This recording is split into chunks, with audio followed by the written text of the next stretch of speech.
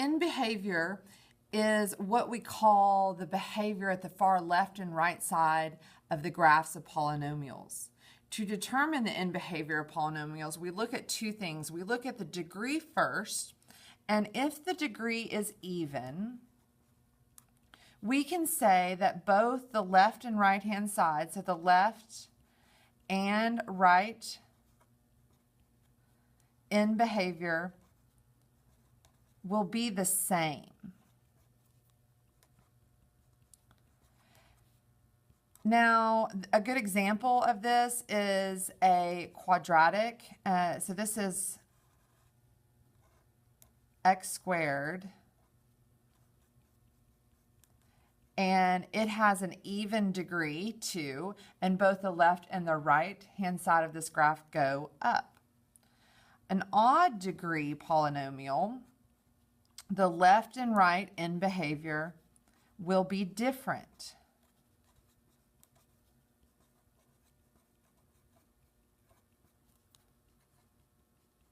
And a good example of this would be a cubic. So x to the third power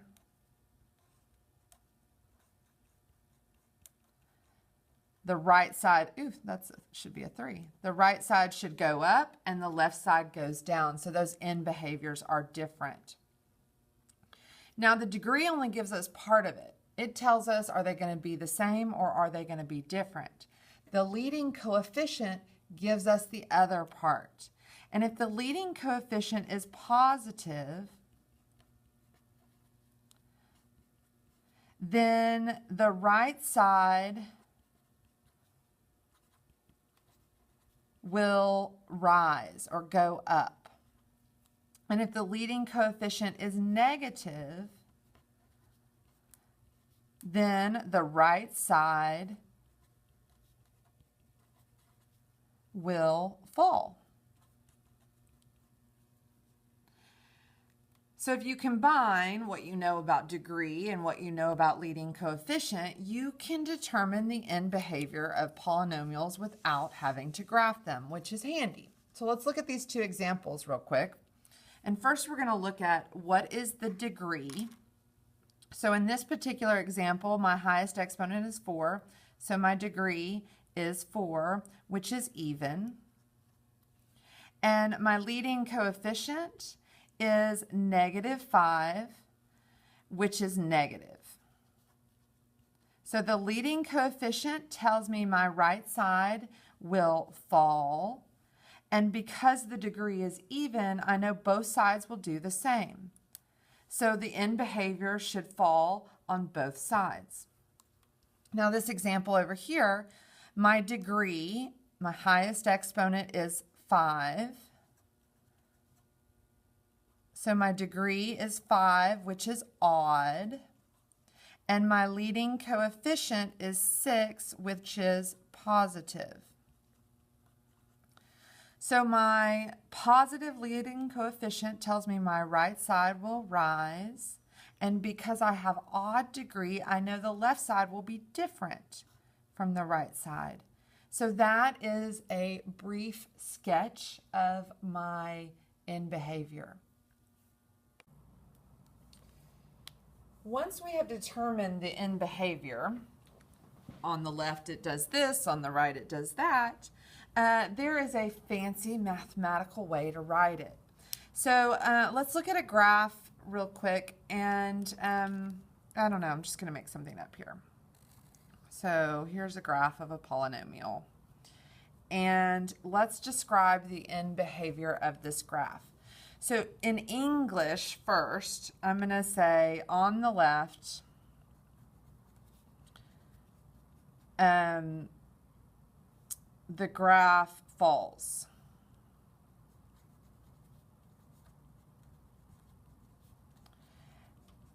And on the right, the graph rises.